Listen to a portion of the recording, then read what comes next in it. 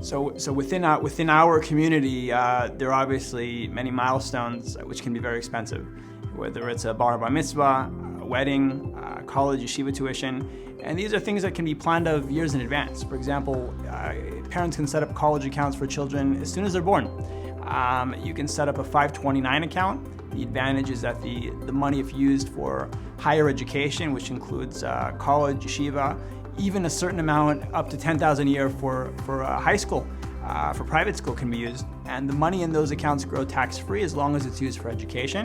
So that's a huge advantage. So parents starting out with even a few hundred a month when a child's born, by the time the child gets to high school or post-high school age, if invested correctly, you should have a sizable and meaningful amount, which is grown tax-free.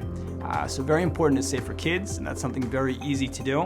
We usually recommend that kids set up both a 529 account, which grows tax-free for education, and a custodial account, which will become the child's when they turn a certain age, whether it's 18 or 21 or 25, for example. Beyond that, I think parents need to have in mind any large milestones and try to put away even a little bit per month.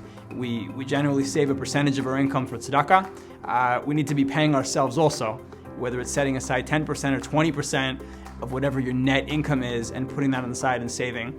I think it often helps for people to set goals, whether you do it around Rosh Hashanah or you do it in December. Writing down personal goals and looking at the goals frequently, I think, is extremely important. One of those goals should be a savings goal. How much do you save per year? How much do you save per month? Break it down. How much do I need to save to retire at a certain age? How much do I need to save for a chasana, for a bar mitzvah, for a bat mitzvah? And how much do I have to put away now, growing at X rate? What is it going to be worth in 5 years, 10 years, 20 years down the line? So having that in mind and revisiting that often is critical and important.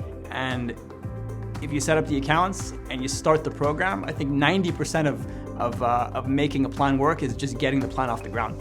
Once the plan's off the ground and you've developed an idea, you put it to work and it's automatic.